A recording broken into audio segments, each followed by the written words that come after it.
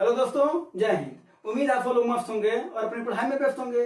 आज आप सभी को मैथ का प्रैक्टिस करवाएंगे, ठीक है ना। और सब एसएससी के क्वेश्चन है, प्रीवियस ईयर में पूछे गए हैं, ठीक है। आपको पता भी है कि आपको प्रीवियस ईयर क्वेश्चन का ही प्रैक्टिस करवाया जाता है, क्योंकि वही सबसे ज्यादा इंपॉर्टेंट होता है पहले, ठीक है ना। आइए क्वेश्चन फिर जो बन फुकने वाले प्रश्न होंगे वो भी बताया जाएगा आपको साथ में।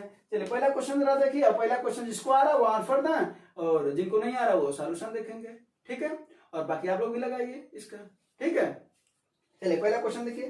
पहला क्वेश्चन आ रहा है कि नहीं आ रहा है?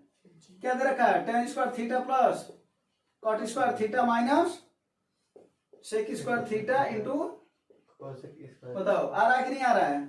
देखो ऐसे सवाल में क्या करते हैं वो हम बता रहे हैं। अगर आ रहा तो लगाओ, नहीं आ रहा तो कोई बात नहीं, अब आ जाएगा, ठीक है। देखो ऐसे सवाल में क्या करते हैं, थीटा की वैल्यू 45 रख दो। क्या रख दो? बोलो 45 रख दो। तो रख दो भैया, तो क्या हो जाएगा यहाँ पर? tan square 45 plus cot square 45 minus sec square 45 into cosec square 45। ये हम अपने से माने हैं, ठीक है ना। ट्रिग्नोमेट्री के मैक्सिमम सवाल 45 अगर रखोगे तो लग जाता है, 0 90 पर लग जाता है, कभी कभी 180 पर लग जाता है। यानी ये समान तुम्हें याद होना चाहिए। अब जैसे tan 45 की वैल्यू कितनी होती है? 1, तो 1 का स्क्वायर। cot 45 का वैल्यू कितना होता है? 1 का स्क्वायर। sec 45 का वैल्यू कितना होता है? करनी में 2 होता है। कितना होता है? तो √2 का होल स्क्वायर इंटू √2 का होल स्क्वायर। cosec 45 का भी √2 ही होता है, ठीक है। चलो तो बस इसी को फार्म कर लो। 1 का वर्ग 1 प्लस 1 कितना हो गया? 2 √2 का स्क्वायर 2 और √2 का स्क्वायर 2, 2 दूना 4, 4 में से 2 जा माइनस 2 प्लस 2 कहाँ? -2 है ना। बस बोलो अब तो आया। यानी ट्रिग्नोमेट्री वाले क्वेश्चन में क्या करोगे भाई? थीटा का वैल्यू 45 रख दोगे, कई सवाल के आंसर आ जाते हैं, जैसे किसका आगे, ठीक है ना। चलो अगला लगाओ, अगला प्रैक्टिस।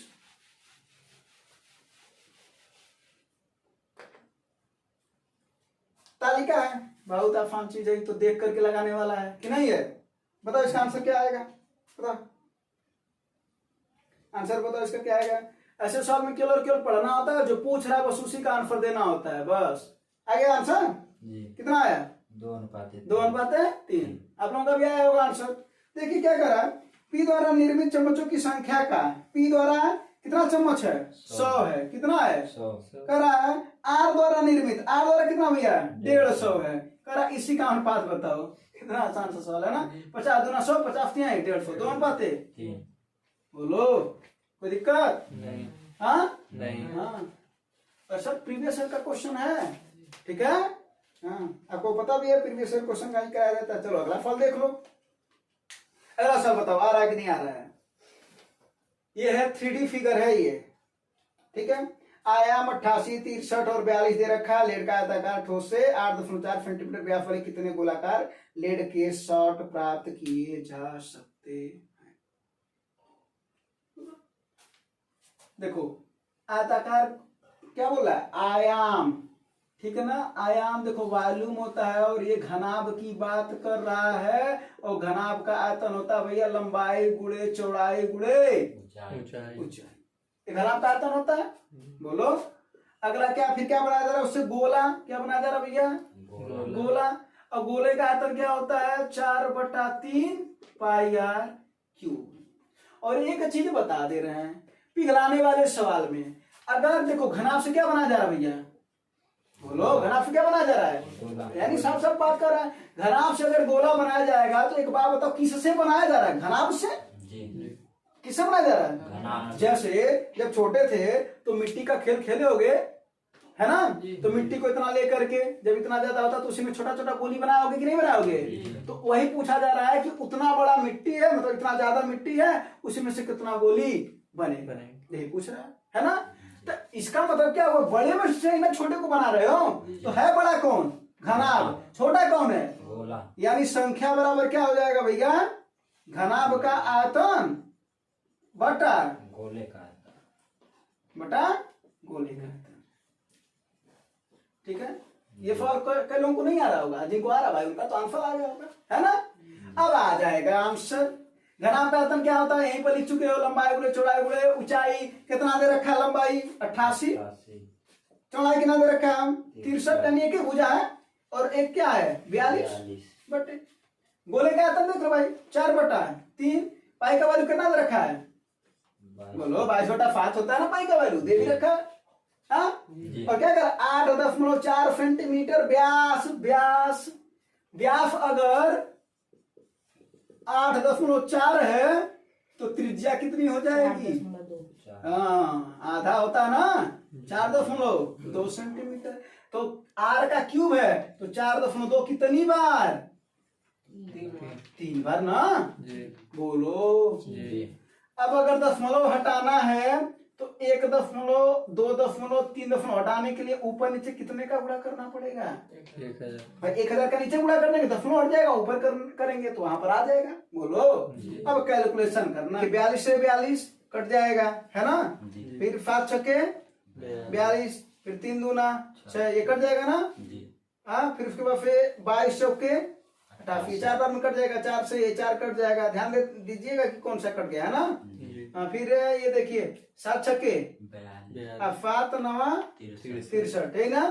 फिर 3 दूना और 3 त्रिका यानी बचा 3 गुणे 1000 और एक बचा 2 गुणे 2 यानी 4 ना। जी। तो 4 से कितनी बार में कट जाएगा? 25 यानी 250 बार में कट जाएगा ना। जी। तो 25 थी आई 50 यानी 750 यानी संख्या कितना आया? 750। फिर रुपया नहीं है ना, संख्या है। यानी कितने गोले बनेंगे? अरे सॉरी हाँ कितने गोले बनेंगे? 750। बस ये सवाल था, ये था ना। जी। तो बस यही यानी जो बताए हैं उसको ध्यान दीजिएगा कि जो बड़ा होता है उसका आयतन ऊपर होता है, जो बनता है उसका आयतन नीचे होता है ना। जी। अगला फल लगे, अगला फल देखो भाई, लगाओ अगला फल। अगला बताओ आ रहा है? आ रहा तो लगाओ, नहीं आ रहा तो समझ लो, अब आने लगेगा है ना। तेरा देखो क्या कर रहा है। कह रहा दो वृत्तों की परिधि 198 और 352 सेंटीमीटर है, उनकी त्रिज्याओं के बीच का अंतर बताओ। वृत्त की परिधि का फार्मूला क्या होता है? 2 पाई आर है ना। यानी पहला वृत्त का जो परिधि है वो कितना दे रखा है? 198 और दूसरे वृत्त का कितना दे रखा है? 352 है ना। जी। तो पहले का अगर हम इसको मान लेते हैं 2 पाई R1 और इसको मान ले 2 पाई अरे भाई इसकी त्रिज्या अलग होगी, इसकी त्रिज्या अलग होगी जी। है ना। जी। तो बस अब क्या करते हैं, दूसरे वाले में से पहले वाले को घटा दो तो क्या हो जाएगा भैया? 2 पाई R2 माइनस 2 पाई R1 बराबर 352 माइनस 198 है ना। जी। यहाँ से 2 पाई काम आया कि नहीं है? है। तो पाई को क्या लिखते हो? पाई का वैल्यू कितना होता है? 22/7 क्या हो जाएगा? 2 गुणे 22/7 यहाँ पर क्या हो जाएगा? R2 माइनस R1 और 352 में से 198 को माइनस करके बताओ कितना आएगा? ये 352 में से 198 माइनस करो कितना आएगा? 154। 154। बस अब जरा देखो 22 से कट जाएगा, 22 सत्ते 154 ठीक ना। फिर 5 सत्ते 49 यानी R2 माइनस R1 बराबर 5 सत्ते 49/2, ये बटा 2 आएगा ना। जी। बस 49/2 कितना होता है? 49/2 24.5 सेंटीमीटर। और ये 24.5 क्या है? R2 माइनस R1, उन्हीं की त्रिज्याओं का अंतर है। R2 वही त्रिज्या तो है, R2 और R1 जी। उन्हीं का अंतर दे रखा है। चलो अगला फल लगाओ, अगला सवाल लगाओ। अगला सवाल को देखो फार्मूले से लगाओगे ना कुछ तो लग जाएगा, ठीक है। और अगर ऐसे लगाओगे तो फिर समय लग जाएगा। देख लो जरा सा, कुछ फार्मूला लिख देते हैं।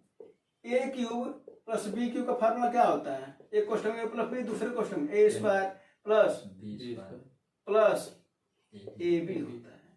क्या होता है? अरे sorry, a square plus b square plus minus a b होता है, ठीक ना। जी। और माइनस वाले में वहां पर प्लस होता है, ठीक है। जी। चलो अब जरा देखो ये क्या है? 17 का क्यूब प्लस 7 का क्यूब बटे 17 स्क्वायर प्लस 7 स्क्वायर माइनस के बराबर 24। अगर इसको इस तरीके से है कि नहीं है ये, जी। तो इसको क्या लिखा जाएगा? एक क्वेश्चन में ए प्लस बी यानी एक क्वेश्चन क्या हो जाएगा? 17 प्लस 7। दूसरे क्वेश्चन में 17 स्क्वायर प्लस 7 का स्क्वायर और माइनस 17 गुणे 7 बटा 17 का स्क्वायर प्लस 7 का स्क्वायर माइनस के बराबर 24। बोलो जी।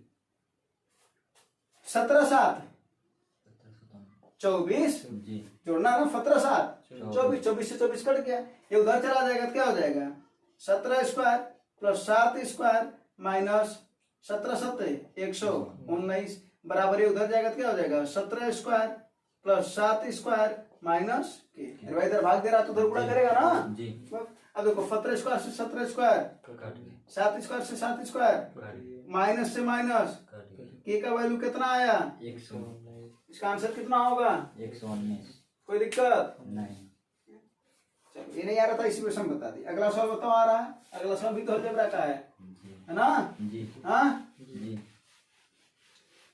लगाओ इस सवाल को, लगाओ इस सवाल को लगाओ। तो क्या दे रखा है x square minus 5x plus 1 बराबर 0, ये दे रखा ना। जी हाँ जी आ रहा है, नहीं चलो बता देते हैं, ठीक है ना। देखो ऐसे सवाल को देख लो जरा, ये माइनस वाला ना उधर कर दो, क्या हो जाएगा एक्स स्क्वायर प्लस 1 बराबर 5x, यहाँ से x कॉमन ले लो तो यहाँ पर x है, एक x बचेगा प्लस, जहां पर नहीं होता वो नीचे आ जाता है, जहां पर नहीं होता वो नीचे तो क्या हो जाएगा 1/x बराबर 5x, x कट गया तो x प्लस 1/x की वैल्यू कितनी मिल गई 5 रखे रहो। अब देखो हमको क्या चाहिए, x to the power 6 plus x to the power 4 plus x square plus 1 बटा 5x क्यूब। ऐसे सवाल को लगाने के लिए देखो क्या करते हैं, नीचे जो क्यूब है ना उसी को सबके बगल सबके नीचे कर दो, यानी x क्यूब से सबका भाग दे दो। तो जरा देखो बताओ क्या हो जाएगा, अगर क्यूब से भाग दे दोगे तो यहाँ पर कितना बचेगा 3 बचेगा। जी भाई x क्यूब 3 घात से भाग दोगे तो यहाँ पर 6 घात है तो 3 बचेगा कि नहीं बचेगा, प्लस यहाँ पर 4 घात कितना बचेगा, यहाँ पर 2 घात है, नीचे 3 घात है, 2 बटा 1 बटा ना जी 1 बटा x, 1 बटा और यहाँ पर क्या बचेगा 1 बटा x क्यूब आप बटा क्या बचेगा यहाँ पर, जब इससे भाग दोगे तो मात्र 5 बचेगा, ठीक ना। जी अब देखो इन दोनों को एक पास कर लो, इन दोनों को एक साथ कर लो, तो जरा यहाँ पर लिख देते हैं इसको, जरा क्या हो जाएगा देखो x क्यूब प्लस 1 बटा x cube plus x plus 1/x बटा 5 अब अभी अभी बताए थे a cube plus b cube का वैल्यू क्या होता है, एक क्वेश्चन में a प्लस b, दूसरे क्वेश्चन में a square plus b square minus ab तो जरा बताओ इसका वैल्यू क्या हो जाएगा, 5 एक क्वेश्चन में a प्लस b, जी दूसरे क्वेश्चन में a square plus b square उसके बाद से माइनस ab ए बी, तो ए बी एक्स हो गया, एक एक्स इंटू 1 बटा एक्स है ना, कट जाएगा, जी अब फिर प्लस x बटा 5। 5 अब देखो हमको मात्र इसकी वैल्यू पता है ना। जी चलो अगर हम इसी को स्क्वायर कर दो, दोनों बच्चों का स्क्वायर कर दो तो क्या हो जाएगा a square plus b square plus 2ab, x से एक्स कट जाएगा जी बराबर 5 का स्क्वायर कितना हो जाएगा, 25 तो ये 2 उधर जाएगा तो कितना हो जाएगा भैया एक्स स्क्वायर प्लस 1 बटा एक्स स्क्वायर का वैल्यू कितना हो जाएगा 23। अब सब मान मिल गया, उठा करके क्या करना है रखना है। जरा देखो एक्स प्लस 1/x का वैल्यू कितना हो जाएगा भैया, कितना है 5 गुणे इसका वैल्यू कितना है 23 कितना है 23, और 23 में से 1 जाए 22 प्लस इसका वैल्यू कितना है 5 बटे 5, जब एलसीएम लोगे तो यहाँ से 5 से 5 कट जाएगा, 22 यहाँ पर बचा, यहाँ पर कुछ नहीं बचा तो 1 बचा, तो 22 और 1 यानी इसका वैल्यू कितना होगा 23। तो अच्छा था ना, जी नोट कर लो। चलो अगला लगा सवाल, अगला फल काम समय का है।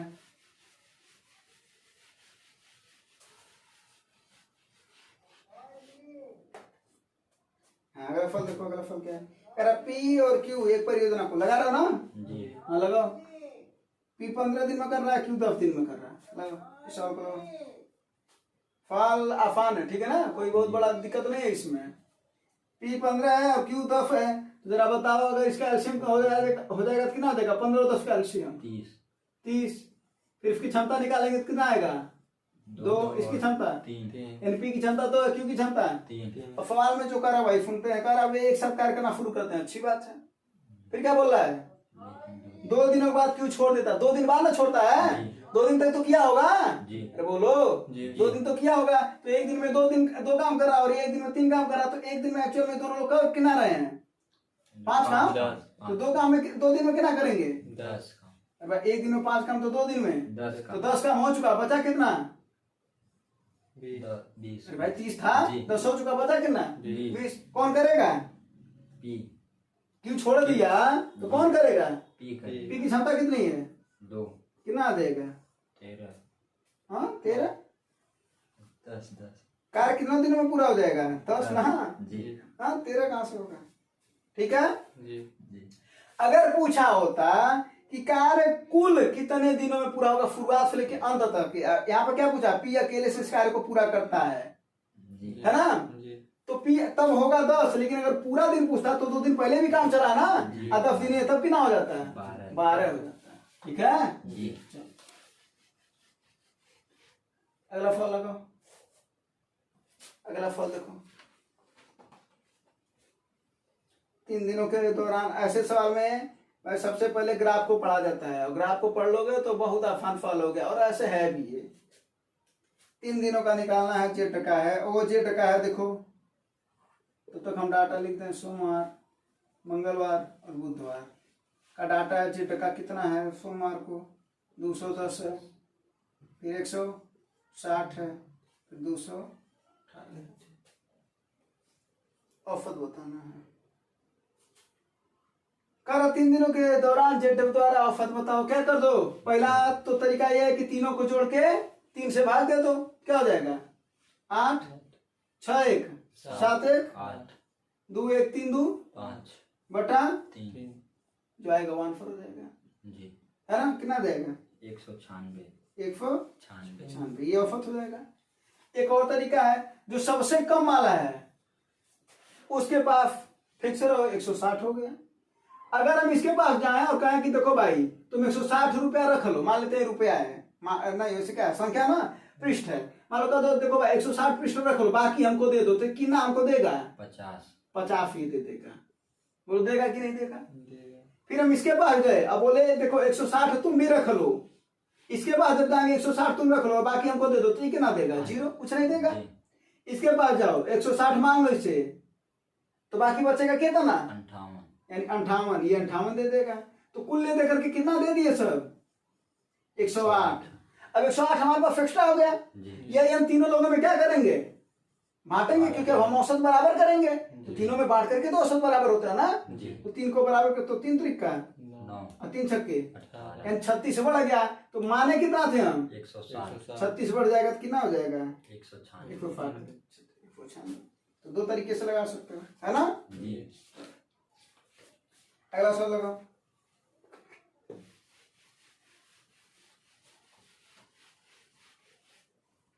अगला सवाल लगाओ, देखो क्या है। सब कुछ तो दे रखा है भाई इसमें, है ना? तो ब्याज फार्मूला लिख देते हैं। साधारण ब्याज बराबर मूलधन गुणे दर गुणे समय बटा सम। क्या क्या क्लियर पता है वो देखते रहो, वही सवाल लगा लो, आंसर आ जाएगा, है ना? जी हाँ देखो मूलधन कितना दे रखा है, नहीं है क्या? 2500। समय कितना दे रखा? दर ज्ञात करना ना, जी साधारण ब्याज है। समय कितना है? 8 साल बटा 100। सब कुछ क्लियर था, दर हमको ज्ञात करना था, कोई बात नहीं, हमको बस साधारण ब्याज चाहिए। अच्छा ही बाबू, तो सवाल को पढ़ो। कह रहा 2500 रुपया 8 साल बाद 3725 रुपया हो जाती है। जी। इसका मतलब ये हुआ, यानी 2500 रुपया में कितना हो जा रही है? 3725 हाँ 3725 है। तो कितना रुपया हमको ब्याज मिल रहा है? 1225 का। अरे भाई 3725 में से 2500 को घटा देना, तो वही हमको ब्याज मिला 8 साल में। वही रेट पूछ रहा है, 00 फिर 00 25 से इसको काटो, कितनी बार कट जाए? 25 चौके 22 बचेगा ना, फिर 5 हो जाएगा, 25 नवा 225, यही ना? कितना हो जाएगा? 10 मारा क्या आंसर? जी। तो कितना हो जाएगा? 49 बटा 8, ये इधर हो जाएगा, इसी को काटो तो कितना आ जाएगा? 8 6 के 48, 3 बचा ना जी। और कितना हो जाएगा? 8 6 के, हाँ 1 बचा, 10 ना 8 1 का नाम 8 है, और फिर कितना बचा? 2, 8 2 16, 8 25 40, 6.125%, है ना? तो जो कह रहा है परिपक्वता की राशि है वो क्या है? मतलब उसका हो जा रहा है, वही मिश्रधन था उसका, तो मिश्रधन में से मूलधन को घटा दी, ब्याज मिल गया हमको, है ना? चलो अगला फल देखो। अगला फल तो आसान वाला सवाल है। लेकिन आए तब, नहीं तो नहीं लगा पाओगे। देखो आयत की बात कर रहे हैं अगर, या वर्ग की बात कर रहे हैं, ठीक है ना, तो 2 बार बढ़ाना है। 2 बार क्या, पहले तो एक कॉन्सेप्ट लिख देते हैं, a + b + ab बाई 100। अगर 2 बार बढ़ाना तो यही वाला कॉन्सेप्ट लगाना। अब देखो आयत की लंबाई और चौड़ाई में वृद्धि हुआ ना, तो हम बोले ना आयत रहेगा तो 2 बार, और वर्ग भी रहेगा तो 2 बार, तो 2 बार के लिए यही कॉन्सेप्ट लगेगा। तो a की वैल्यू कितनी मिल जाएगी 8%, अभी का वैल्यू 5%। बस इसी का काम कर लो तो क्या हो जाएगा। अब जाहिर सी बात, एक बात बताओ, अगर लंबाई बढ़ाओगे चौड़ाई बढ़ाओगे तो क्षेत्रफल भी तो बढ़ेगा। बस वही बात कर रहे हैं। तो क्या हो जाएगा 8 + 5 + 8 गुणे 5 बटा 100। यही ना। जी। अब देखो एक ना 8 5 13 और 8 × 5 40 40 बटा 100 0 0 कट गया, ये क्या हो जाएगा 0.4 ना, तो 13.4% क्या हो जाएगा, क्षेत्रफल बढ़ जाएगा। अगर वर्ग दिया रहता तो वर्ग की कोई एक भुजा में अगर कहता है कि 10% की वृद्धि कर दिया जाए तो कुल क्षेत्रफल में कितना वृद्धि होगा, आंसर बताना कमेंट में, ठीक है। हाँ क्या करोगे, 10 को 2 बार वृद्धि करोगे, फार्मूला ही लगा लेना, ठीक है जी। हाँ। चलो अगला सवाल, अगला सवाल लगाओ। अरे ये तो मध्यानुपाती वाला ना। मध्यानुपाती क्या होता है, मध्यानुपाती क्या होता है, करणी में अगर देखो ए बी सी अगर तीनों एक अनुपात में हो तो मध्यानुपाती बराबर होता है बी स्क्वायर बराबर ए सी, या बी बराबर करणी में ए सी। तो मध्यानुपाती याद करना ना, कितना हो जाएगा 169 गुणे 144। 169 से बाहर क्या निकलेगा 13 और 144 से बाहर क्या निकलेगा। अब 13 और 12 का गुणा करेंगे तो 156 कितना आ जाएगा 156। दिक्कत नहीं। वैसे आप लोग भी प्रैक्टिस किया करिए, कैलकुलेशन फास्ट करेंगे ना तो इन लोगों जैसे आप लोग भी कर लेंगे, ठीक है। चलिए तो मध्यानुपाती का नियम ध्यान रखे रहिएगा कि बीच का वर्ग फिर दोनों के गुणनफल के बराबर होता है। अगला वाला फल देखो भाई, ये सवाल अगर कॉन्सेप्ट पता तभी लगा पाओगे, नहीं तो नहीं लगा पाओगे, ठीक है। कॉन्सेप्ट बताते हैं, अगर सवाल आ रहा तब तक आंसर दो। कह रहा है एक कॉन्सेप्ट a⁻n - b⁻n, ठीक है ना, जहां n सम धनात्मक पूर्णांक होना चाहिए। क्या होना चाहिए, सम धनात्मक पूर्णांक होना चाहिए। अगर ऐसा है तो ये जो संख्या है वो a + b से विभाजित होगी। नोट करके लिख लीजिएगा, a⁻n - b⁻n, जहां n सम धनात्मक पूर्णांक है तो ये किससे कटाएगा अगर ऐसा है तो a + b से। तो बस अब क्या है 49 पर 15 -1। अब देखो 15 क्या सम है, नहीं 15 क्या है विषम। विषम है। तो क्या करोगे भैया, इसको सम बनाओगे तो कैसे बनेगा, देखो ये 49 ना, इसको ऐसे लिख सकते हो कि नहीं लिख सकते हो, लिख सकते बस 5 का स्क्वायर 49 और 15 -1। अब देखो घातों का घात जब होता तो गुणा कर देते हैं, तो 7 पर कितना आ जाएगा ये, 30। अब -1 पर कितना भी घात लिखा कोई बात नहीं है, तो ये भी 30 हो गया, ये भी 30 हो गया। अब देखो ये इसी जैसा बन गया कि नहीं बन गया, बन गया। ए की जगह पर कौन है 7 एन की जगह पर 30 माइनस है कि नहीं है, है। बी की जगह पर 1 एन की जगह पर 30 तो अगर एन सम धनात्मक है जो कि सम है भी जी। तो किससे कटेगा, a + b से। ए का वैल्यू कितना है 7 बी का वैल्यू 1 किससे कटेगा 8 से। 8 से, है ना। जी। बस चलो हाँ अगला सवाल लगाओ। देखो अगला सवाल अच्छा सवाल है ना। जी।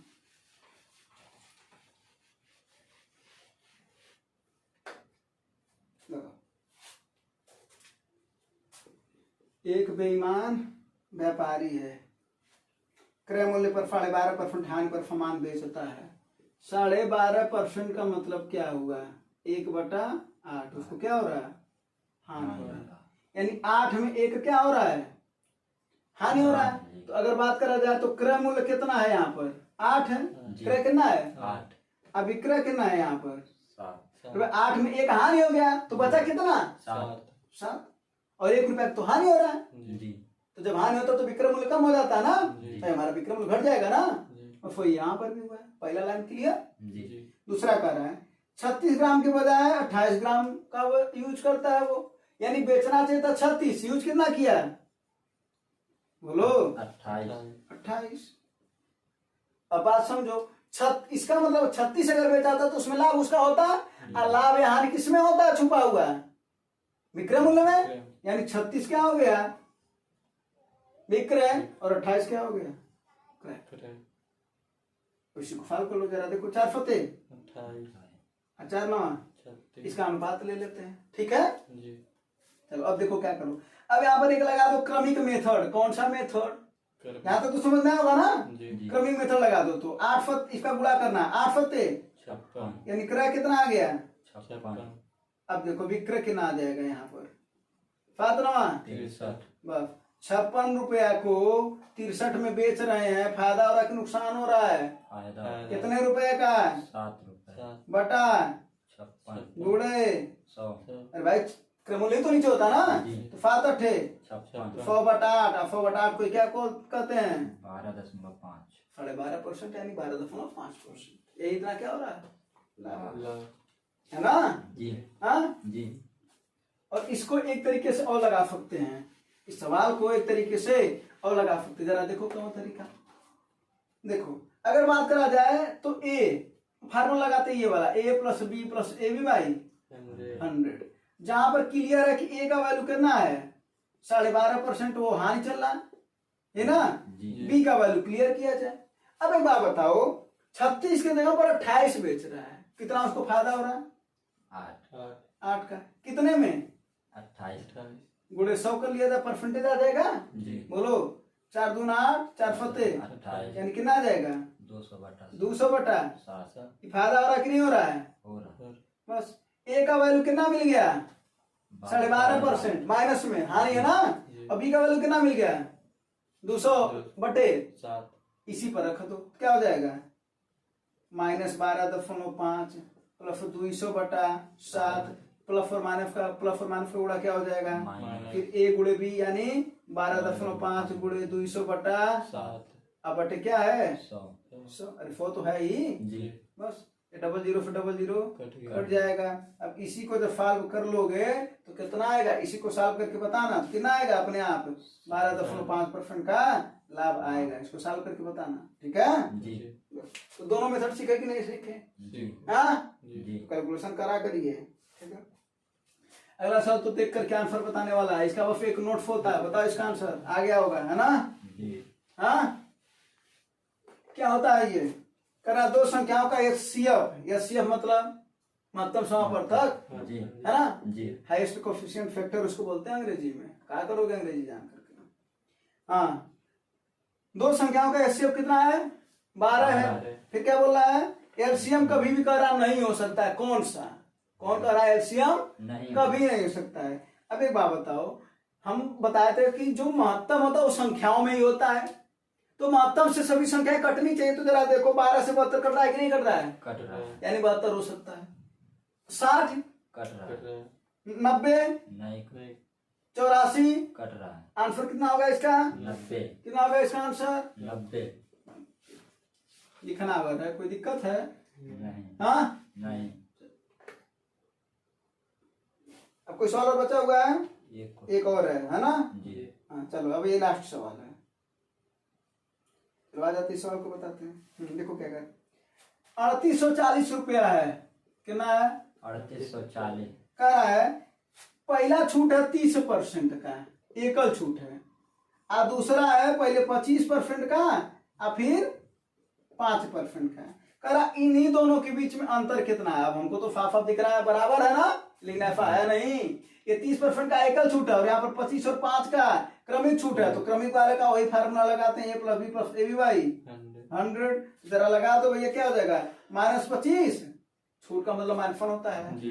हाँ जी। -25 माइनस 5 माइनस का गुणा प्लस 25 गुणे 5 बटा यही ना। जी। इसी को सॉल्व कर लो, कितना हो जाएगा? ये माइनस माइनस जुड़ जाता है ना, प्लस 25 बच्चे 125 और 125 में जब 100 का भाग देंगे तो कितना आ जाएगा? 1.25। तो इसी से घटाओगे तो कितना आ जाएगा? ये 28.75 आएगा ना।